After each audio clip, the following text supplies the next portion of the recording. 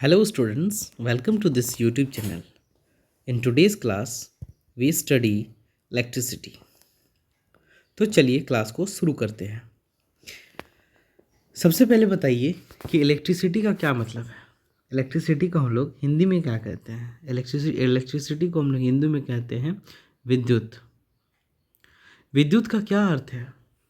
हम लोग अपना जीवन में day to day life activities में इलेक्ट्रिसिटी का यूज़ करते हैं। जैसे अभी हम आप लोगों को पढ़ा रहे हैं, तो इलेक्ट्रिसिटी का यूज़ कर रहे हैं कि नहीं कर रहे हैं बताइए। आप लोग मेरा वीडियो को देख रहे हैं तो इलेक्ट्रिसिटी का यूज़ कर रहे हैं कि नहीं कर रहे हैं। अभी के टाइम में पढ़ना पढ़ाना भी इलेक्ट्रिसिटी का यूज़ हो रहा है। जैसे अगर बल्ब लगा हुआ है, ठीक है, फ़ैन चल रहा है, कोई मशीन यूज़ हो रहा है, तो हम लोग इलेक्ट्रिसिटी को यूज़ कर रहे हैं। हमारे जीवन में इलेक्ट्रिसिटी का बहुत इम्पॉर्टेंट रोल है। तो चलिए हम लोग इसी इलेक्ट्रिसिटी को पढ़ते हैं। Electricity has an important place in modern society. It is controllable and convenient form of energy for a variety of uses in homes, schools, hospitals, industries and so on.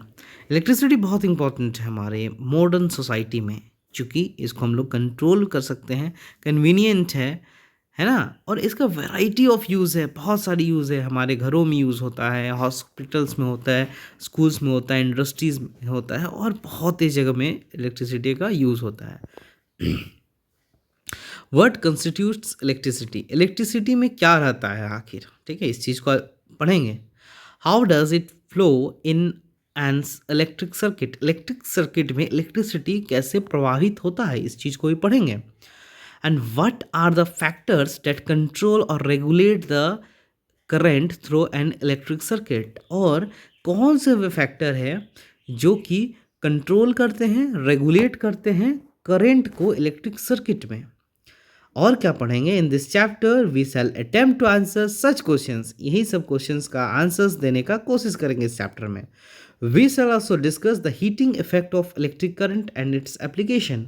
हम लोग इस चैप्टर में heating effect के बारे में पढ़ेंगे और उसका क्या एप्लीकेशन है उसके बारे में पढ़ेंगे। हीटिंग इफेक्ट क्या होता है? जैसे कोई भी अगर सब्सटेंस से इलेक्ट्रिसिटी अगर प्रवाहित होगा तो क्या होगा? इलेक्ट्रिसिटी को अगर रोकने का काम करेगा तो वो हीट प्रोड्यूस करेगा, ठीक है। तो इसी चैप्टर को पढ़ेंगे जिसका इसका अप्लायंसेस जो होता है, जैसे इलेक्ट्रिक हीटर, गीज़र, ठीक है, इलेक्ट्रिक आयरन। अब हम लोग स्टार्ट करते हैं 11.1 को, that is electric current and circuit. We are familiar with air current, water current, ठीक है। हम लोग एयर करंट के बारे में जानते हैं, वाटर करंट के बारे में जानते हैं कि नहीं जानते हैं बताइए। We know that flowing water constitutes water currents in river. हम लोग जानते हैं कि जो पानी बहता है नदी में वो वाटर करेंट्स को कंस्टिट्यूट करता है। उसी तरह similarly if the electric current flows through a conductor, कोई भी अगर चालक से विद्युत धारा प्रवाहित होगा, ठीक है, जैसे मान लो कोई भी एक इलेक्ट्रिकल वायर से या मेटेलिक वायर से अगर विद्युत धारा प्रवाहित होगा तो वी से डैट, तो हम लोग बोलेंगे there is an electric current in the conductor. हम लोग बोलेंगे इलेक्ट्रिक करंट है उस चालक में। In torch we know that the cells और battery when placed in proper order. जैसे मान लो कि टॉर्च में अगर बैटरी, इसको मान लो ये टॉर्च है, ठीक है, तो ये टॉर्च है, तो बैटरी इसको अगर प्रॉपर ऑर्डर में अगर अरेंज करेंगे, प्रॉपर ऑर्डर में हम लोग क्या करेंगे, अरेंज करेंगे, तो प्रोवाइड फ्लो ऑफ चार्जेस, ठीक है। अब ये क्या करेगा, चार्जेस को फ्लो करवाएगा और an electric current through the torch bulb to glow, और फिर इलेक्ट्रिक करंट प्रोड्यूस करेगा और जिससे जो इलेक्ट्रिक बल्ब है वो क्या जलने लगेगा। ओके, फिर आगे देखिए।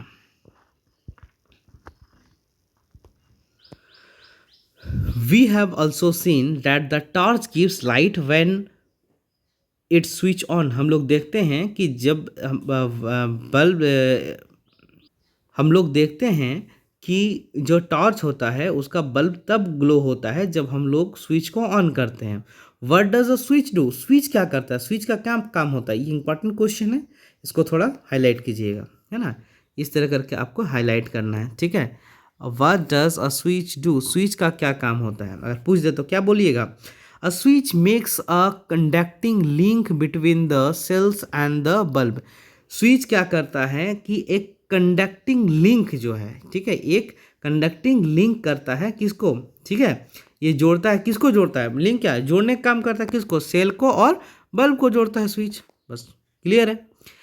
A continuous and closed path of an electric current is called the electric circuit, ठीक है। तो इलेक्ट्रिक सर्किट का क्या डिफिनेशन है, तो a continuous and closed path, a continuous and closed of N electric current is called an circuit. तो circuit क्या होता है कि एक पाथ होगा, ठीक है, कंटिन्यूअस होगा और क्लोज्ड होगा। सो एक पाथ होगा, जैसे मान लो कि एक बल्ब है, ठीक है, ये एक बल्ब है, ठीक है, यहाँ यहाँ पे एक प्लग की है, ठीक है, और यहाँ से यहाँ इसको बैटरी से जोड़ देते हैं, this is positive, this is negative, ठीक है।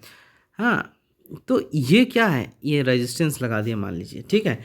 तो ये क्या है, ये इलेक्ट्रिक सर्किट, क्या ये इलेक्ट्रिक सर्किट है, ये इलेक्ट्रिक सर्किट है, तो ये इलेक्ट्रिक सर्किट है पूरा। तो इलेक्ट्रिक सर्किट क्या है, कंटिन्यूअस है और क्लोज्ड पाथ है। देखिए कहीं से भी खुला है नहीं है, कहीं से भी खुला नहीं है, ठीक है, कहीं से भी खुला नहीं है, ये कंटिन्यूअस है और क्लोज्ड पाथ है, कंटिन्यूअस है और क्लोज्ड पाथ। ये सेल है, ठीक है, ये सेल है, ये भी खुला नहीं है, ठीक है, ये सेल है, ये नेगेटिव टर्मिनल है, पॉजिटिव टर्मिनल है, तो क्लोज्ड है, ठीक है, और कंटिन्यूअस है, तो इसी को बोलेंगे क्या, electric circuit.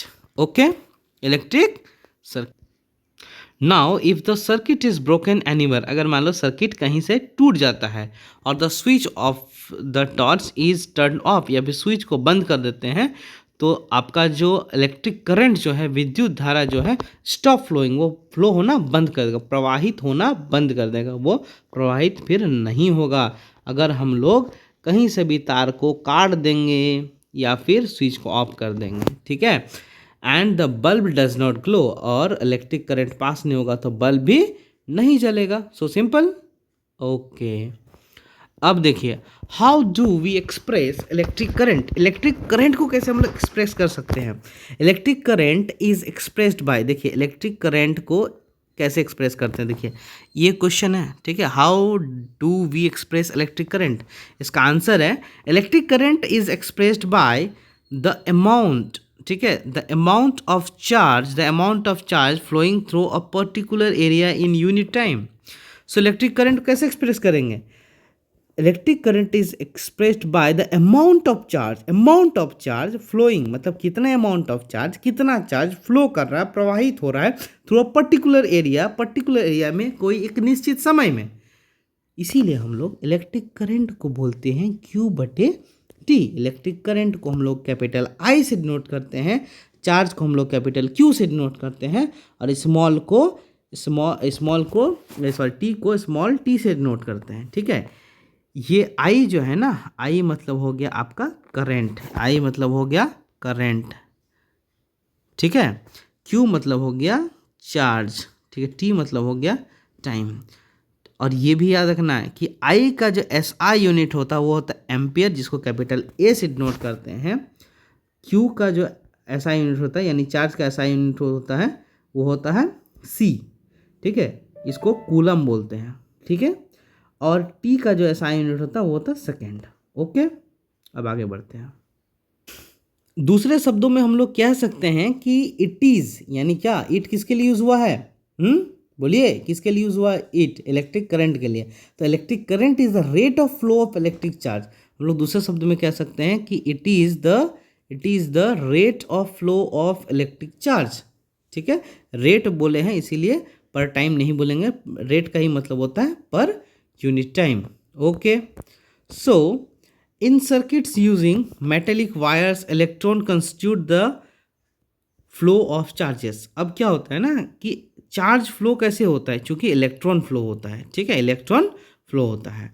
How ever electrons were not known at the time when the phenomenon of electricity was observe, जब फिनोमिना इलेक्ट्रिसिटी का फिनोमिनन को ऑब्जर्व किया गया उस समय इलेक्ट्रॉन्स के बारे में जानकारी नहीं था. ओके.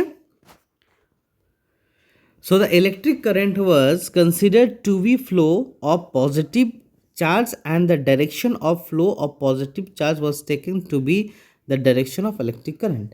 इसीलिए इसको माना गया है कि इलेक्ट्रिक करंट जो है वो फ्लो होगा, इलेक्ट्रिक करंट जो आई फ्लो होगा पॉजिटिव टर्मिनल से लेके नेगेटिव टर्मिनल तक. ठीक है, पॉजिटिव से नेगेटिव फ्लो होगा.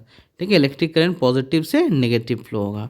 इलेक्ट्रॉन का दिशा क्या होता है, इसके उल्टा होता है, that is negative to positive. So simple. Now come to the next page. Next page में बोल रहा है कि इफ अ नेट charge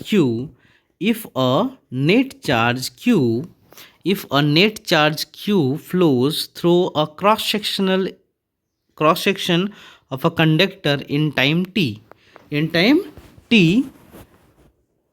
when the current I through the cross section is I बराबर Q बटे समय t. जैसे बोल रहा है कि मान लीजिए ये एक कंडक्टर है. ठीक है, इससे इलेक्ट्रिक करंट फ्लो हो रहा है. ठीक है, ये I फ्लो हो रहा है. ठीक, तो इलेक्ट्रिक करंट फ्लो होगा तो क्या होगा, इसी दिशा में तुम्हारा चार्ज जो है ये भी फ्लो होगा, है ना. इसका अपोजिट डायरेक्शन में इलेक्ट्रॉन फ्लो होगा ना. और देखो क्रॉस सेक्शन एरिया किस एरिया को बोलते हैं, ये जो एरिया है इसको बोलते हैं क्रॉस सेक्शन एरिया. ठीक है, तो बोलता है नेट चार्ज जो क्यू फ्लो होगा इस क्रॉस सेक्शन एरिया से एक कंडक्टर से क्यू टी टाइम में, तो इस इलेक्ट्रिक करंट को बोलेंगे क्यू बटे टी. ठीक है, अब बात करते हैं एसआई यूनिट का.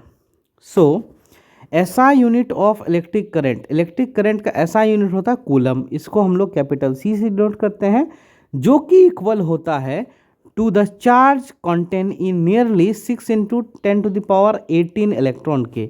यानी क्या कि एक कूलम बराबर होगा 6 × 10⁻18 इलेक्ट्रॉन के. ये वैल्यू याद रखना कि 1 coulomb is equal to 6 × 10⁻18 electron. We know that an electron possesses a negative charge of 1.6 × 10⁻−19 coulomb. यानी बोल रहा है कि एक इलेक्ट्रॉन कितना चार्ज कंटेन करेगा, तो एक इलेक्ट्रॉन में चार्ज होगा 1.6 × 10⁻−19 कूलम. ठीक है, -19 कूलम. ओके, सो अब आगे देखते हैं.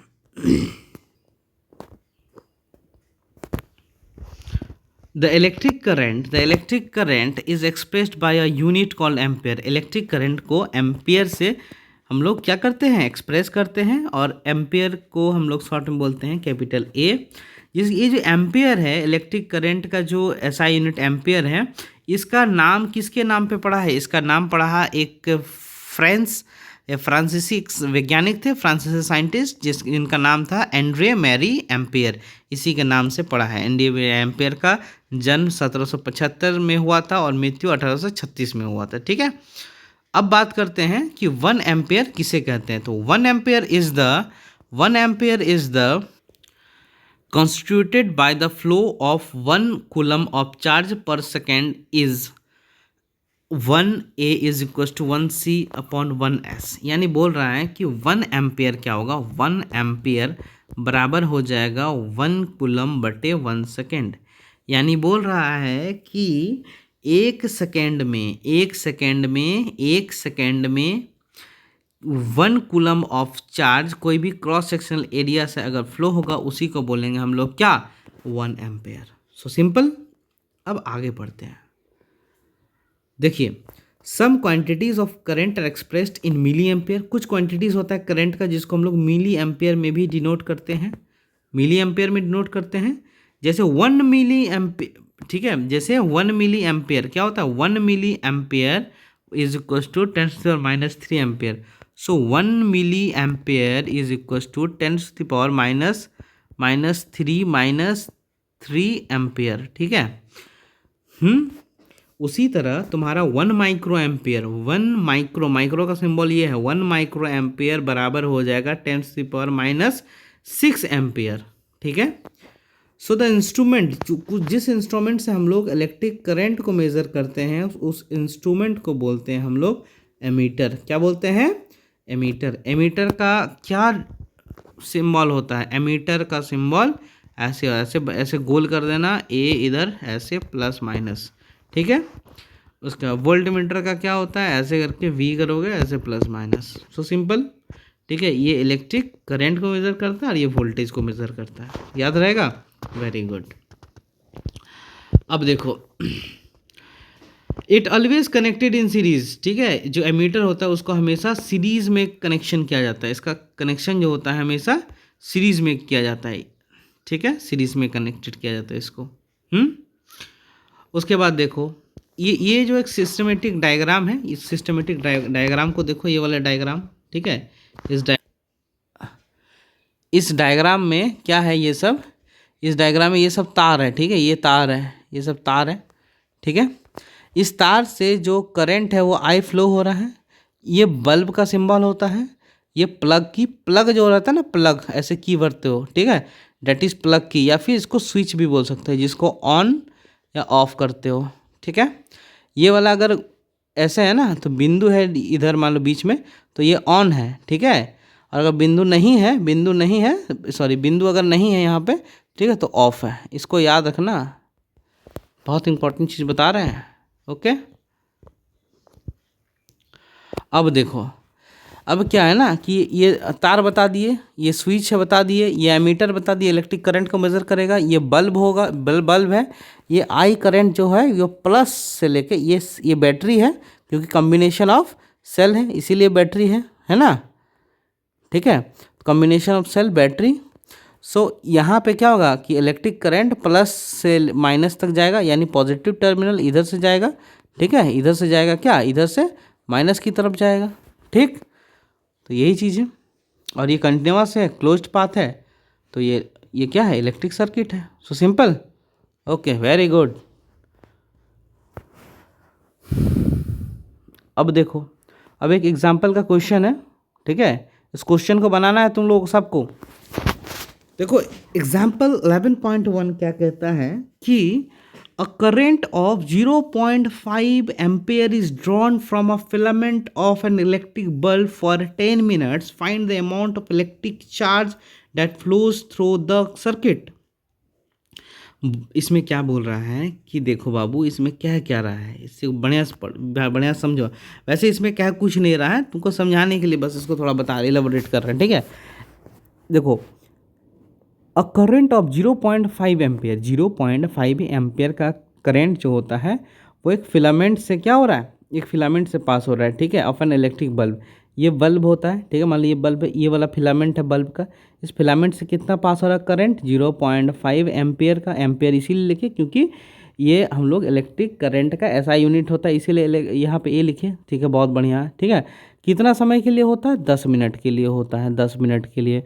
और समय का ऐसा यूनिट सेकंड होता है, इसीलिए 10 को सेकंड से क्या करेंगे?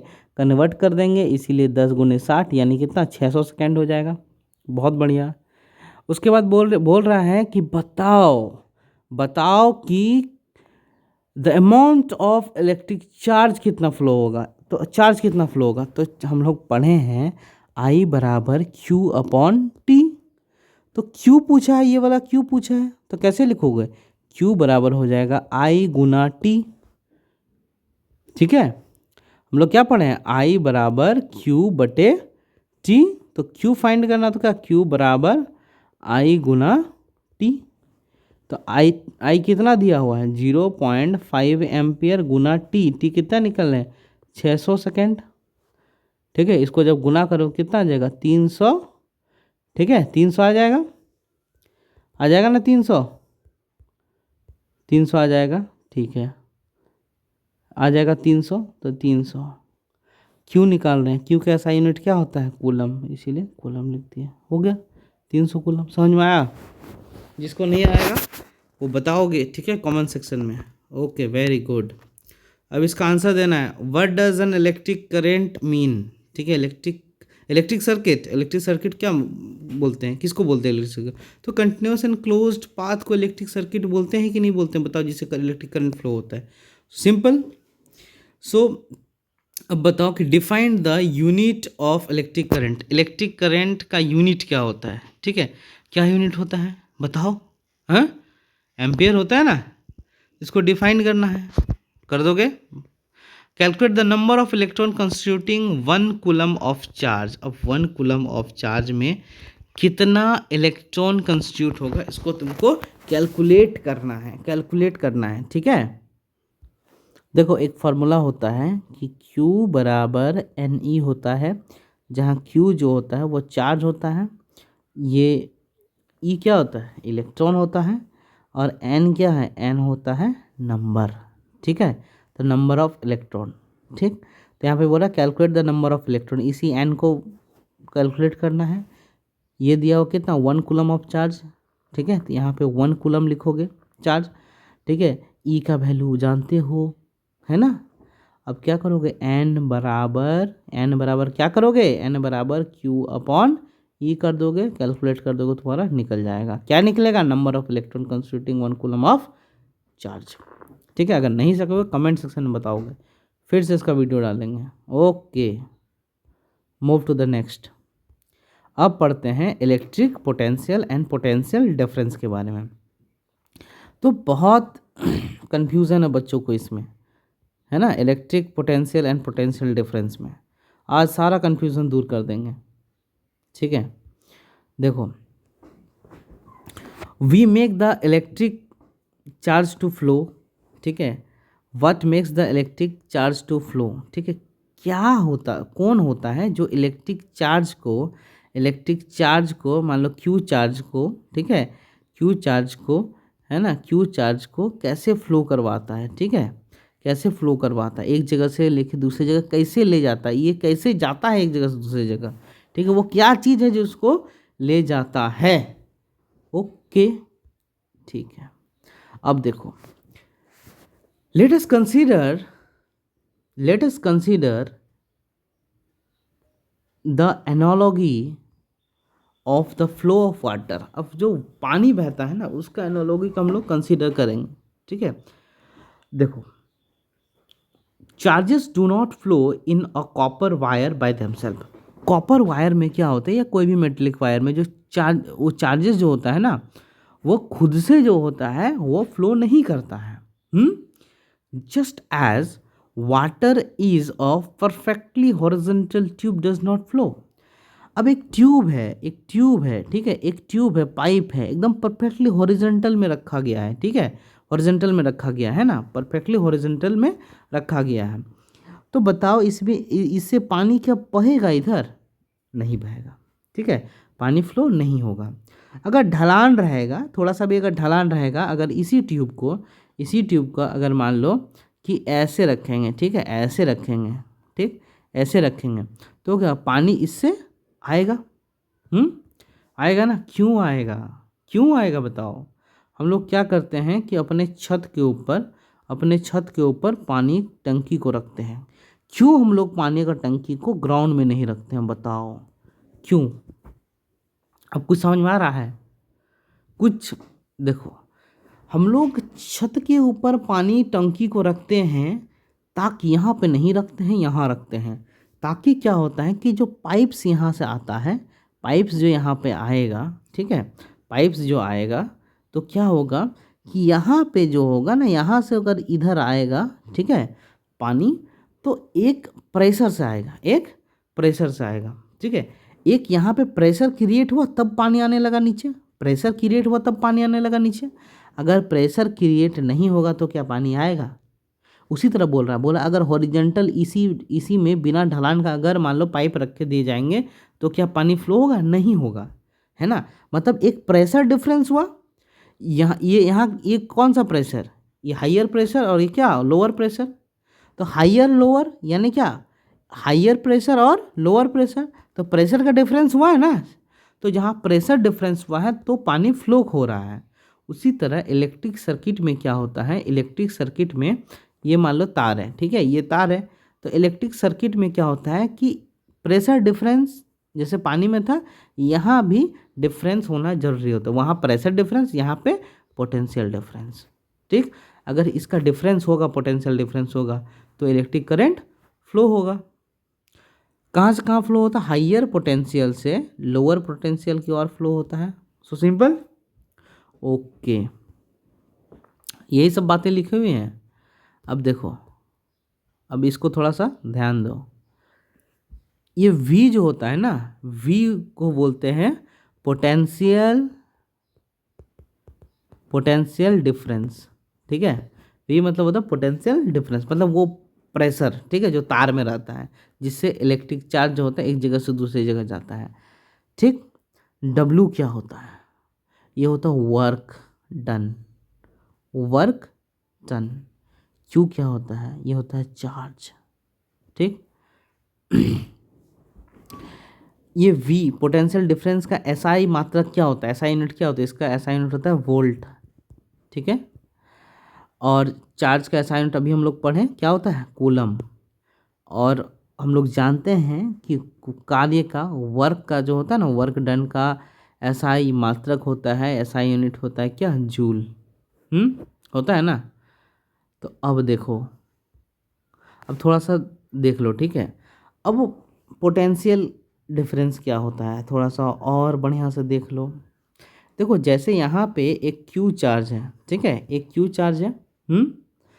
अब क्यू चार्ज को, इस चार्ज को मान लो यहाँ पे ले जाएंगे। तो इस क्यू चार्ज को एक पॉइंट से लेके दूसरा पॉइंट तक अगर ले जाएंगे, इस क्यू चार्ज को इस पॉइंट तक ले जाने में जितना एनर्जी लगेगा, यानी जितना काम करना पड़ेगा इस चार्ज को, है ना, इस पॉइंट से इस पॉइंट तक ले जाने में जितना काम करना पड़ेगा, उसी को बोलते हैं हम लोग पोटेंशियल डिफरेंस, विभवांतर। ठीक है। अब देख लो, अब देख लो, इसका SI मात्रक का बात किए, वोल्ट होता है। ठीक है, यानी पोटेंशियल डिफरेंस का यूनिट लिखोगे वोल्ट। इसका होता है जूल। ठीक है। Q का SI मात्रक होता है कूलम। ठीक है। ठीक है। वोल्ट को फिर क्या लिख सकते हो? वोल्ट को क्या लिख सकते हो? जूल पर कूलम लिख सकते हो ना। बहुत बढ़िया। अब आगे बात करते हैं। ठीक है, अब आगे बात करते हैं। यही सब जो बताएं अभी, यही सब लिखा हुआ, the SI unit of electric potential difference is volt. ठीक है। अब किसके नाम पे पड़ा है? आफ्टर द, किसके नाम पे पड़ा है बताओ?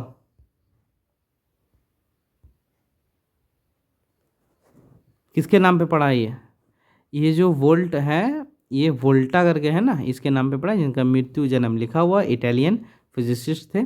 अब देखो 1 वोल्ट क्या होता है? 1 volt is the potential difference between 2 point in a current carrying conductor when 1 joule of work done in moving a charge of 1 coulomb from one point to another point। 1 volt क्या होता है कि जब जब क्या होगा कि 1 वोल्ट का पोटेंशियल डिफरेंस, 2 पॉइंट के बीच का जब 1 वोल्ट का पोटेंशियल डिफरेंस होगा, ठीक है, 1 वोल्ट का पोटेंशियल डिफरेंस होगा, और यहाँ जो क्यू होगा ना, ये में चार्ज जो होगा वो 1 कूलम का होगा। इस 1 कूलम का चार्ज को इस पॉइंट से इस पॉइंट तक ले जाने में जो कार्य किया जाएगा, यानी 1 जूल का कार्य अगर मान लो किया जाएगा, ठीक है, तो उसी को बोलेंगे 1 वोल्ट। इसको और फिर से समझा देते हैं। देखो, अगर एक पॉइंट से दूसरा पॉइंट तक 1 कूलम का चार्ज को ले जाएंगे, और 1 कूलम का चार्ज को ले जाने में अगर 1 जूल काम करना पड़ेगा, तो उसी को बोलेंगे 1 वोल्ट। ओके, अब आगे बढ़ते हैं। देखो, 1 वोल्ट यहाँ पे क्या है? 1 वोल्ट। तो 1 वोल्ट बराबर 1 जूल पर कूलम लिख सकते हैं ना, पर कूलम लिख सकते हैं कि नहीं लिख सकते बताओ? कैसे लिखेंगे इसको? कैसे लिखेंगे कि 1 वोल्ट बराबर 1 जूल, ठीक है, 1 जूल लिख सकते हैं इसकी जगह पे, बट्टे क्या है? बट्टे 1 कूलम है, तो इसको पर कूलम लिख सकते हैं ना। बहुत बढ़िया। अब देखो, हम तो पहले बता दिए हैं कि पोटेंशियल डिफरेंस को जिस इंस्ट्रूमेंट से हम लोग मेज़र करते हैं, मापते हैं, उसको बोलते हैं वोल्टमीटर। ठीक है, वोल्टमीटर का हमेशा पैरेलल में यूज़ किया जाता है, और इससे पहले पढ़े हैं कि एमीटर को सीरीज़ में मेजर किया जाता है और एमीटर से इलेक्ट्रिक करंट मापते हैं। ओके, और वोल्टमीटर से हम लोग पोटेंशियल डिफरेंस को मापते हैं, मतलब वही प्रेशर। उसके बाद हो गया। इसके बाद एक क्वेश्चन है, उस क्वेश्चन को बहुत बारीकी से देखना है। देखो, पढ़ो क्वेश्चन को, पढ़ो। एग्जाम्पल नंबर 11.2, इसको पढ़ो। बोला how much work is done in moving a charge of 1 coulomb across 2 points having the potential difference 12 volt. देखो क्वेश्चन क्या कहता है, क्वेश्चन ये कहता है कि how much work is done, मतलब कितना काम करना पड़ेगा, यानी वर्क डन जो है, वर्क डन तुम लोग को निकालना है। ठीक है, वर्क निकालना है, वर्क निकालना है। ठीक है, ये निकालना है। अब देखो दिया क्या गया है, दिया क्या गया है कि moving a charge of 1 coulomb. ठीक है, यानी 1 कूलम का चार्ज को मूव करवाएंगे। ठीक है, यानी क्या करेंगे कि एक पॉइंट से इस पॉइंट से इस पॉइंट तक, ठीक है, 2 कूलम का चार्ज जो है, 2 कूलम का चार्ज को मूव कराएंगे। ठीक है, यानी ले जाएंगे। ले जाने में जितना वर्क डन होगा, जितना काम करना पड़ेगा, उसी काम को निकालना है ना। और देखो दोनों पॉइंट के बीच का जो पोटेंशियल डिफरेंस है, प्रेशर डिफरेंस है, प्रेशर डिफरेंस है, वो दिया हुआ है, वो दिया हुआ है 12 वोल्ट। ठीक है, तो कैसे निकालेंगे? देखो सो सिंपल, हम लोग पढ़े हुए हैं। क्या पढ़े अभी? अभी हम लोग पढ़े V इज इक्वल्स टू, क्या पढ़े? V is equals to W upon में Q, पढ़े है ना। V is equals to W upon में Q, ये पढ़े। V is equals to W upon में Q, यानी पोटेंशियल डिफरेंस बराबर किया गया कार्य बटे आवेश यानी चार्ज। ठीक है, अब क्या है ना कि तुमको ये कार्य निकालना है, तो कार्य बराबर क्या होगा? कार्य बराबर क्या, ये दोनों गुना हो जाएगा, यानी V गुना Q। V कितना दिया हुआ है? ये 12 वोल्ट दिया हुआ है, और Q कितना दिया है? 2 कूलम, 2 कूलम। तो दोनों को गुना करोगे, 12 दूनी 24, 24। ठीक है, वर्क निकालना है, वर्क निकालना है ना, वर्क ऐसा है मतलब होता है जूल, तो 24 जूल। यानी हम लोग का निष्कर्ष आया क्या, हम लोग का निष्कर्ष आया क्या कि अगर एक 2 कूलम का चार्ज, अगर एक 2 कूलम का चार्ज इस पॉइंट से उस पॉइंट तक ले जाएंगे, इस पॉइंट से इस उस पॉइंट तक ले जाएंगे, तो ले जाने में जो कार्य करना पड़ेगा वो कितना करना पड़ेगा? 24 जूल कार्य करना पड़ेगा। ओके, अब आगे बढ़ते हैं। देखो ये है सिंबल्स और कंपोनेंट्स। ठीक है, इसको थोड़ा सा देखना है। ये इलेक्ट्रिक सेल है, इलेक्ट्रिक सेल का सिंबल ये होता है। ठीक है, कैसे ये होगा? यहाँ पे क्या करोगे कि ये बड़ा वाला जो लाइन होगा ना, ये प्लस को दिखाता है, प्लस को दिखाता है, और छोटा वाला जो लाइन होता है ये माइनस को दिखाता है। So simple. अ बैटरी और कम्बिनेशन ऑफ सेल्स अगर इसी को क्या होता है ना कि एक तो है, अगर मान लो 2 या 2 से ज़्यादा करेंगे तो इसको जोड़ेंगे। कैसे जोड़ेंगे? देखो इधर प्लस वाला होगा, उसके बाद माइनस वाला, उसका फिर प्लस वाला खींचना है। ठीक है, और फिर माइनस वाला, फिर ले जाना है, फिर प्लस वाला एंड देन माइनस वाला, इसको फिर जोड़ देना है तार से। ठीक है, तो 1 ठो सेल हो गया, 2 ठो, 3 ठो सेल हो गया। 2 से ज़्यादा है ना, तो इसीलिए कम्बिनेशन ऑफ सेल्स को बोलते हैं बैटरी। समझ गया? उसके बाद क्या है नेक्स्ट? द प्लग की। ठीक है, क्या? द प्लग की और स्विच। ठीक है, ये ओपन का है, ओपन का है। ठीक है, ओपन मतलब क्या कि ओपन मतलब बंद है। ठीक है, यानी जो है ना प्लग जो है, प्लग अंदर नहीं किया हुआ है। ठीक है, प्लग अंदर नहीं किया हुआ। ये स्विच जो है, ये स्विच ऑफ है, याद रखना है। ओपन मतलब स्विच जो है ऑफ है। ठीक है, और याद रखना है कि प्लग की मतलब होता है कोड, जैसे होता है ना पंखा का कोड होता है, टीवी का कोड होता है, प्लग होता है, उसको बोर्ड में ऐसे भरना पड़ता है। अगर बोर्ड में अगर भर देंगे, ठीक है, तो ये वाला हो जाएगा, ठीक है। और अगर बोर्ड में नहीं भरेंगे तो ये वाला हो जाएगा। समझ में आया? यहाँ पे कोड डाला हुआ है, यहाँ कोड नहीं डाला हुआ है और यहाँ कोड डाला हुआ है। सो समझ गया। अब आगे पढ़ते हैं, ठीक है। ये भी हो गया प्लग की क्लोज्ड। अब अ जॉइंट वायर का सिंबल ये होता है, ठीक है। अब वायर क्रॉसिंग विदाउट जॉइनिंग का ये होगा। बाबू इसको प्रैक्टिस कर लेना, बहुत इंपॉर्टेंट है। अब देखो और कुछ नहीं है, और ज़्यादा नहीं, 5 ठो बचा हुआ है, इसको फटाफट देख लेते हैं।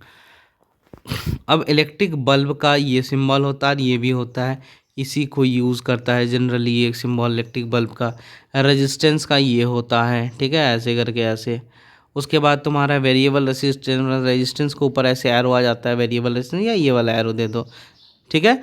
एमीटर का बता दिए पहले, ये ऐसे ऐसे गोला करो, ऐसे गोला करो, ठीक है। ये प्लस ये माइनस, ये एमीटर हो गया। उसी तरह यहाँ पे भी लगा दो तो वोल्ट मीटर हो गया। एमीटर इलेक्ट्रिक करंट को मेज़र करता है और वोल्ट मीटर पोटेंशियल डिफरेंस को मेज़र करता है। बहुत बढ़िया, समझ में आ गया सब। अब आगे बढ़ते हैं, ओम्स लॉ की तरफ, ठीक है। ओम्स लॉ क्या होता है? देखो, ओम्स लॉ में अगर किसी को दिक्कत है तो प्लीज़ हमको कमेंट करना, इसका एक प्रॉपर डेडिकेटेड वीडियो बना देंगे जिससे ओम्स लॉ आराम से बना सकते हो। ओम्स लॉ का जो कॉम्पिटिटिव एग्जाम्स में जो क्वेश्चंस पूछे जाते हैं उसको भी डील करेंगे, बट इस वीडियो में नहीं, इस वीडियो में लाइन बाय लाइन एनसीईआरटी को ही कंप्लीट करा रहे हैं। अगर इस वीडियो में रिस्पॉन्स अच्छा आता है तो फिर हम लोग आगे और भी वीडियोस बनाएंगे और डिफरेंट सब्जेक्ट्स को भी इंक्लूड करेंगे और भी टीचर्स यूट्यूब चैनल पे पढ़ाएंगे, ठीक है। सो रिस्पॉन्स पे डिपेंड करता है आप लोगों का। तो जैसा लगता हो प्लीज़ कमेंट सेक्शन में बताइएगा।